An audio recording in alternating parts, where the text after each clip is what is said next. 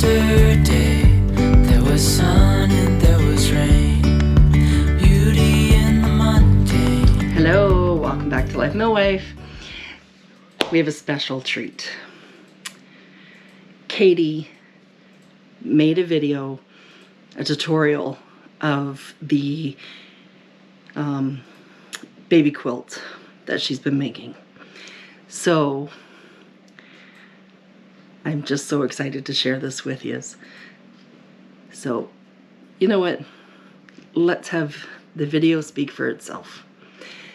And here it is. For this quilt, you will need 81 squares of flannel that each measure 4.5 inches square, and one piece of backing flannel that is approximately 37 inches square. In this design, I used 4 colors, which means you need 20 each of 3 colors and 21 of the final color. I've laid them out here on the floor, and as you can see, the red pattern that goes on the diagonal here is the color that I am using 21 squares of. As I lay this out, I want to ensure that all of my directional prints are facing the same direction.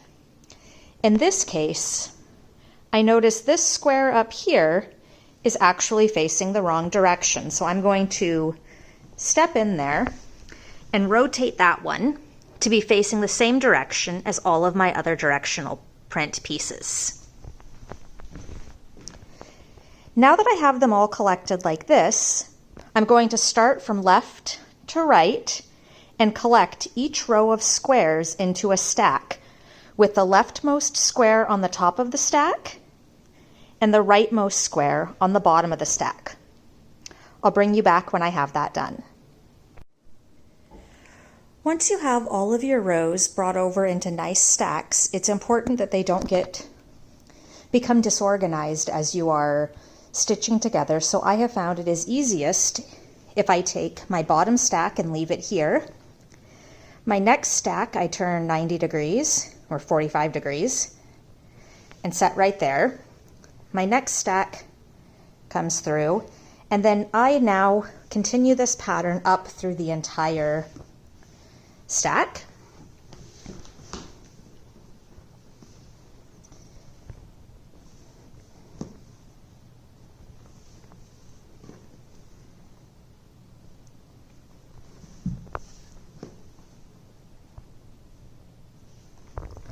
And up here is my last one. So now I have a nice alternating stack of each of the rows of my quilt. This will help me stay organized as I stitch together the pieces. Now that I have my offset stack of fabrics, I'm going to take off the first layer and set it down and set aside the rest. Taking up my very first square of flannel, I'm going to take my second square of flannel and place them right sides together, squaring them up as best as possible and making sure that my directional print is facing the direction I would like, which for me is up and down.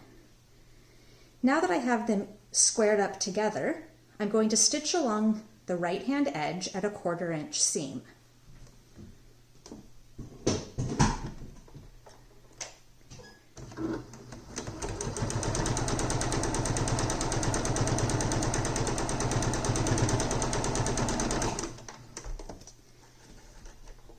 I'm going to pull that away from my machine and then now open up my first 2 pieces. At this point, I'm going to take the third piece from my stack, which is right here, and I'm going to line it up along my second piece, right there along the edge, square it up on all sides, and again, stitch at a 1/4 inch seam.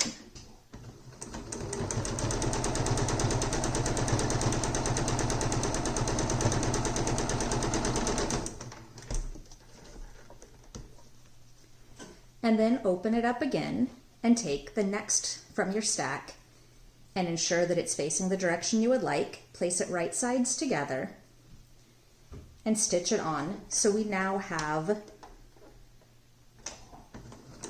a row that is getting its 4th piece.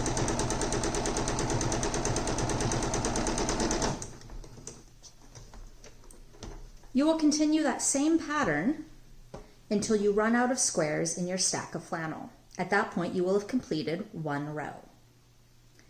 You'll need to do that same action for all 9 substacks in your offset stack.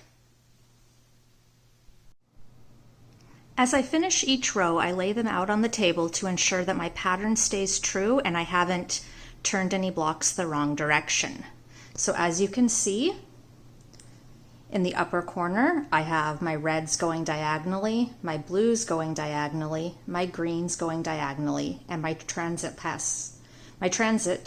transportation options going also diagonally. This ensures that my pattern is correct and I can continue sewing on with ease. As you can see here, I have put 1 clip on row 1, 2 clips on row 2, and 3 clips on row 3. This will help me keep my lines organized or my rows organized when I go to iron. Okay. As you can see here, I've taken row number 1 and I'm going to flip it over on my ironing board. In this case, I want to press all of my seams in one direction, and then on the next row, I will press them the other direction. This will allow us to nest our seams and not end up with too much bulk in the corners where they meet. So I'm going to take all of these and press them towards the end of the row with my clip. If you don't have clips, you can use pins. I take and put a little pressure and tension on it. Then I'm going to iron down each of the seams in the same direction. I can do this by just dragging my iron across and then carefully pressing down each of those seams.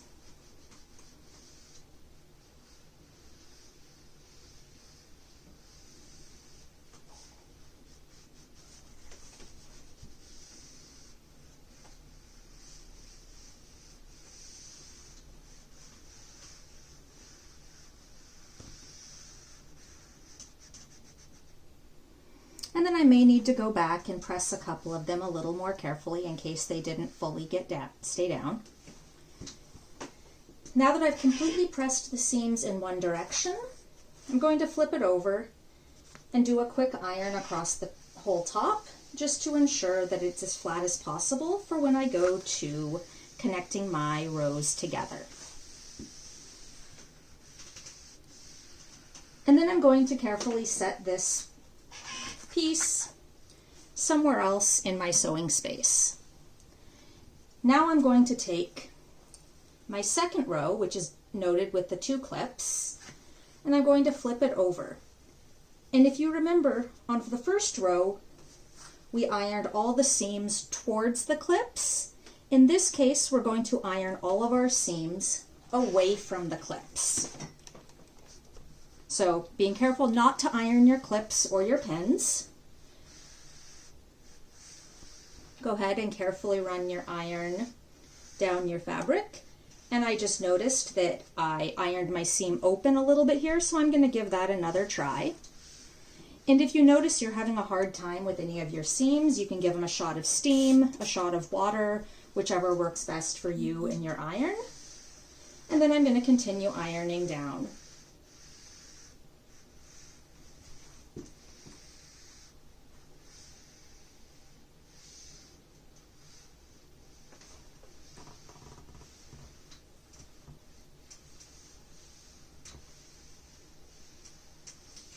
And just with the first row, I'm going to flip it over, give it a look, make sure everything is stitched together, and then give it a final press.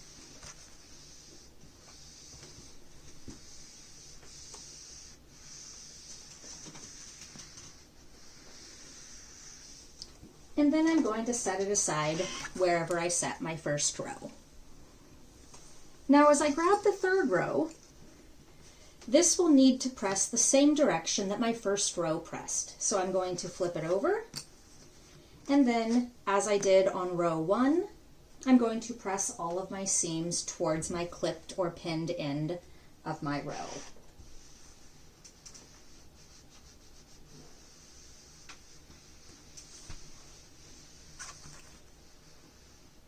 And with that same pattern, all of your even numbered rows will be pressed in one direction, and all of your odd numbered rows will be pressed in the opposite direction. It doesn't matter if it is to the right or left, as long as they alternate which row is pressed to which side. And then you'll need to do this to all 9 rows of your quilt. Now we're at the stage where we're going to connect our rows together, starting from the top, working our way towards the bottom. So as you can see, I have row 1 laid out here, as indicated by my 1 clip or pin, and row 2 with 2 clips or 2 pins. I'm going to take row 2 and flip it onto row 1, placing them right sides together. And then I'm going to carefully look for where my seam is for between blocks 1 and 2 on each of them, and nest them carefully together. And then I'm going to put a pin there, or a clip, depending on your preferences. As you can see, on either side of this seam, this bottom seam is facing the left and the top seam is facing to the right. This will create less bulk when this is folded together and ironed again. And then I'm going to work down, ensuring that each of my seams are nested together and clipped as carefully as possible. And then once I have 2 edges clipped together, I'll put an extra clip in the middle just for good measure, as well as a clip at the end to ensure that there will be no sliding.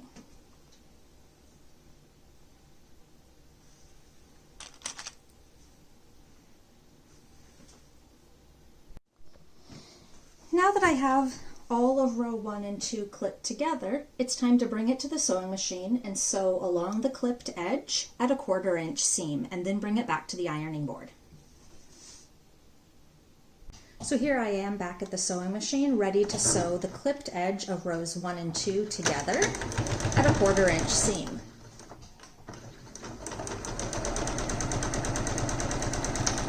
And I carefully remove the clips as I go.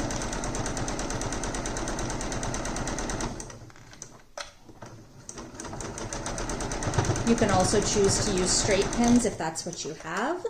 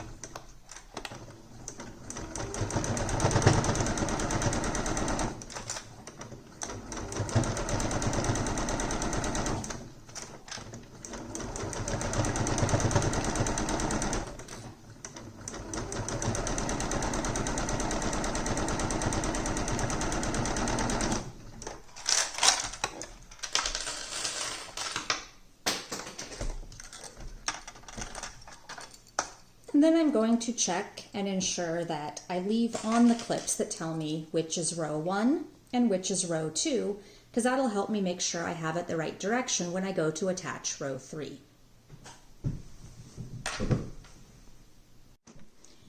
As you can see here, we have rows 1 and 2 already sewn together.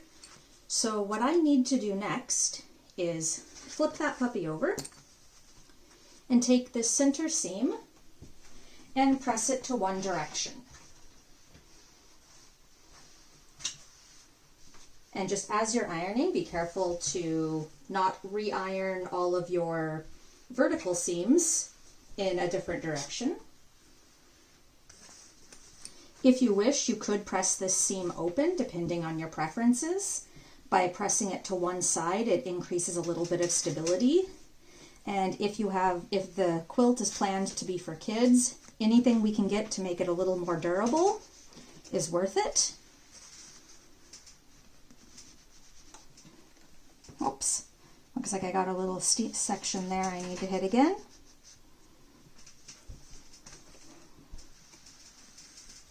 And as always, be careful not to iron your clips.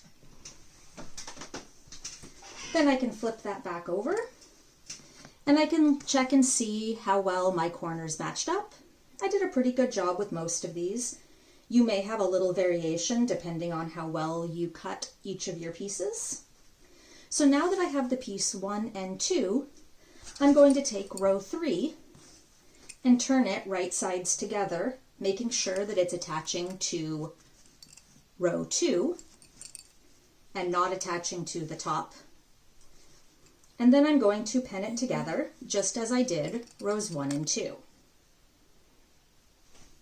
And once I have done that, I will bring it to the sewing machine and sew at a 1/4 inch seam and continue adding on 1 row each time until I have all 9 rows connected.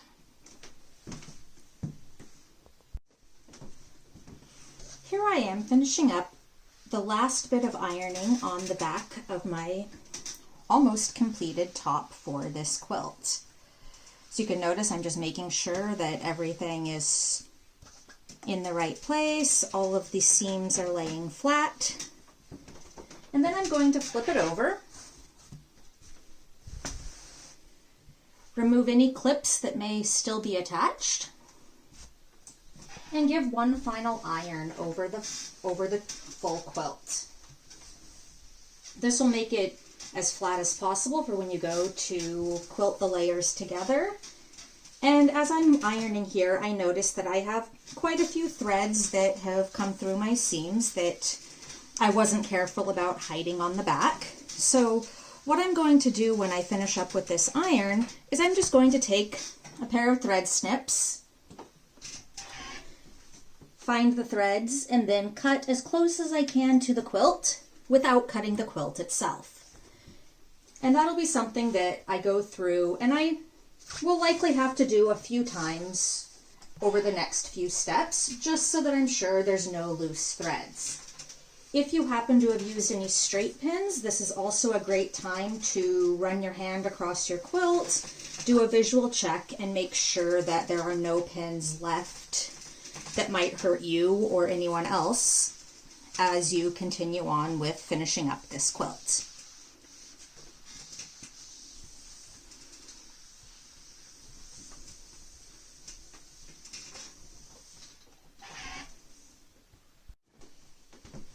It's important to make sure that you do the thread cutting near all of your seams before you quilt your layers together, as you do not want to quilt down with your quilting stitches any of the pieces of thread that happen to be hanging around on top of the quilt. They are harder to remove once that has happened.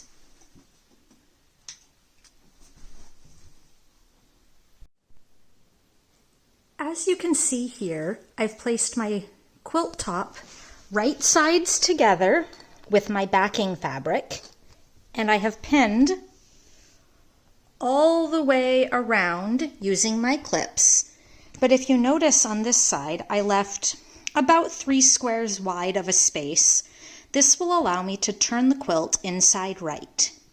We're doing what's called an envelope quilt. So we're going to stitch around the edge, leaving a space for opening, and then take the time to turn it inside right before quilting the layers together.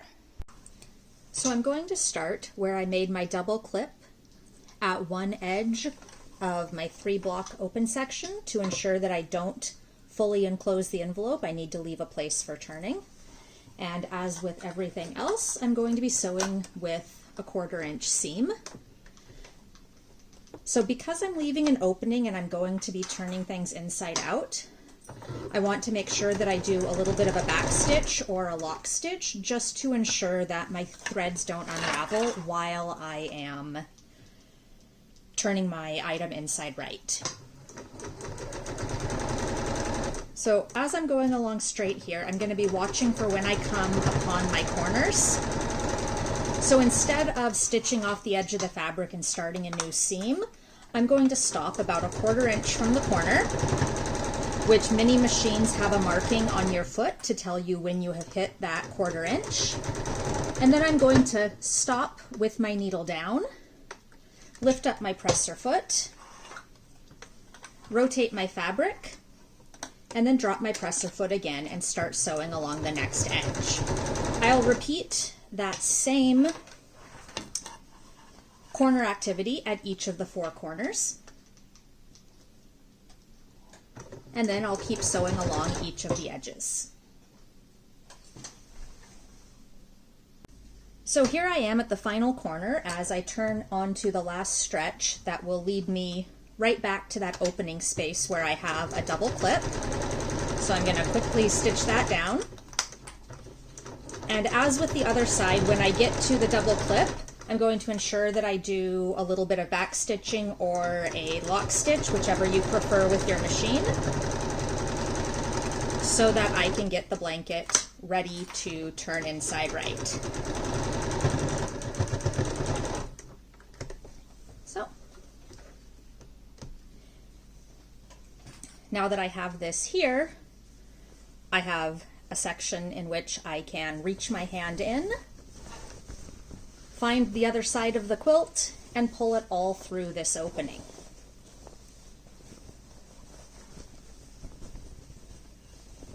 So once you have it turned inside right, you can have your hand inside, and you'll want to use your fingers to poke out the corners to make them as crisp as possible. If you want to, you can use a chopstick, or there's a purple thing, or a number of other tools that will help you press out these corners.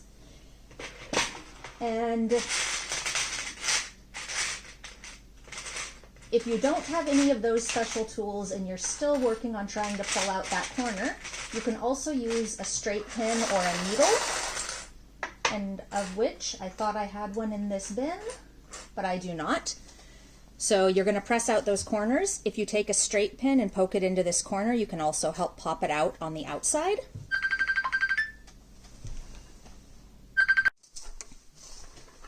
So I've gone around the edge of my quilt and clipped it down just so that when I run a top stitch, I have a nice sharp edge for it. But what we want to look at is on the side where you left everything for turning inside out, we have some rough edges. So what you want to do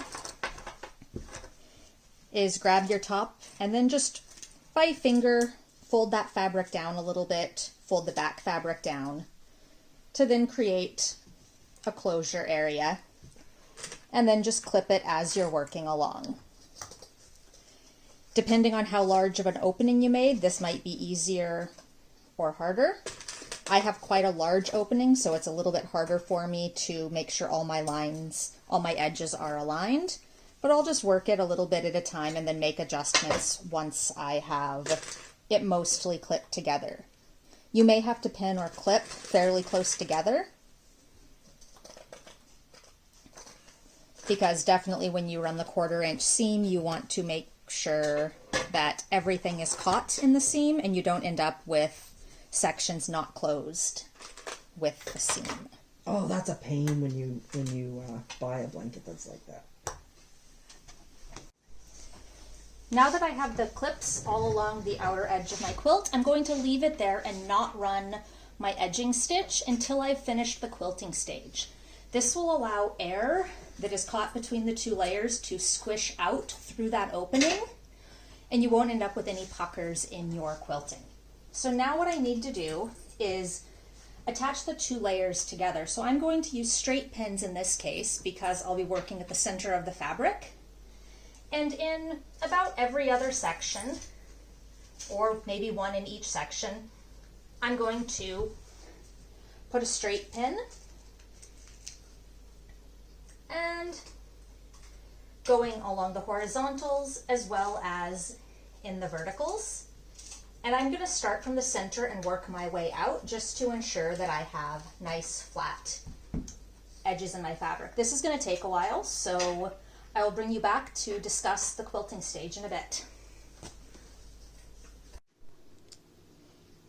Now that I have the clips around the full outside, and I also have pins holding together the layers throughout the quilt, I'm going to plan where my stitch lines for the actual quilting phase are going to be. In this case, I'm going to start in the upper corner and run a stitch diagonally down the entire set of red pieces, and another stitch along the other diagonal so that they cross in the center and come down to this corner. I will do the same thing on the starting at the top of the 4th square, going down, and at the top of the 7th square, going diagonally. And I will do that until I have a crisscross across the entire quilt. So, starting at the very top of my quilt, I'm going to start in this corner, and I'm going to eyeball this. If you wish, you can draw a chalk line using a ruler down the diagonal. I have found that in this case, I can usually run a pretty straight line. So I'm going to start about a 1/4 inch from the edge, and also do a lock stitch so that it doesn't come out.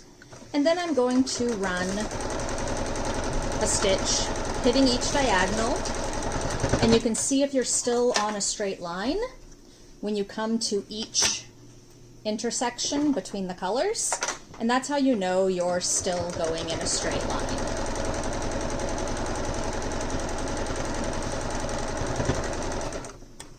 In this case, I'm using a coordinated thread of white, since most of these fabrics have some white in them. You could also choose a gray or something that may not be quite as visible, depending on what your preferences are for what the final product looks like.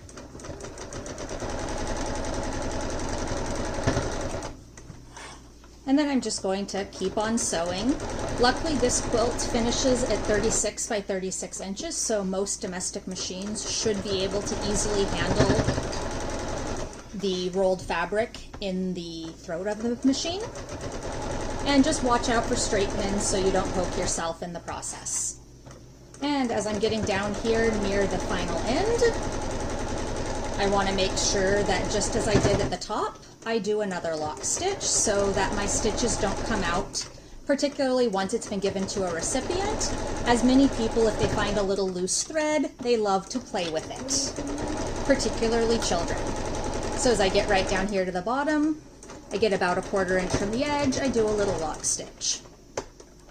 And now I'm going to continue on those diagonal stitching on the 1st, 4th, and 7th squares on each diagonal.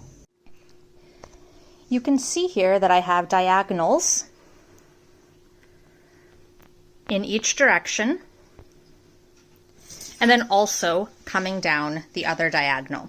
It's important that you have them in both directions, and it creates a square inside, which will keep the blanket together well. If you choose not to quilt it like this, you can also tie with a piece of yarn through 2 places and then tie it off, either in the middle of a square or at the edges, or at the intersections of multiple squares. So right now I'm working on taking out all of the pins, and then I'm going to get this on a machine and sew along the entire outside, and that will complete the blanket aside from trimming up my final threads. When I do this, I like to start at the location where I have my opening that I have pinned closed, so that I'm sure that that gets closed and I don't miss some part of the fabric. Before running my top stitch around the whole outside of the quilt, you may see that you have a bunch of threads hanging out. It's important that you trim both the front and the back before you run your stitch, otherwise you may catch those in your edge stitch. So in this case, I'm going to use my handy dandy seam ripper and just get as close to the fabric as I can and clip off all of those threads going all the way around. Now I'm ready for the final stitch around the outside of the blanket. Everything we've been doing so far has used a 1/4 inch seam. In this case, you'll probably want to stitch a little less than a 1/4 inch, so you can either slide your fabric over on your machine, or if you have the ability to, I'm going to shift my needle position as far to the right as possible, and then I'll continue to line my quilt up at the 1/4 inch or just shy of a 1/4 inch. This will move my seam close to the edge, but will ensure that I get through both layers of fabric. And we're almost there. So here we have the finished quilt. You can see the quilting on the diagonals. And then here along the edges you see a stitch very close to the edge, just ensuring that there's a nice stitched edge around the whole thing. And in this case, I have some gray on the background, and you can see the diagonal stitches there and there. I'll add on a few pictures of some other ideas for designs after the video is over. Can see clear through the smoke you created. I feel my feet. Isn't that amazing? Oh my gosh. Katie did such an amazing job. Thank you, Katie, for sharing that with us. And, you know, I feel free to make us some more because I would love to see some more of your tutorials. And I'm sure all our viewers would too, right? Make a comment in the comment section and root for Katie to make us some more videos. All right, hope everybody has a great day, and we will see you later.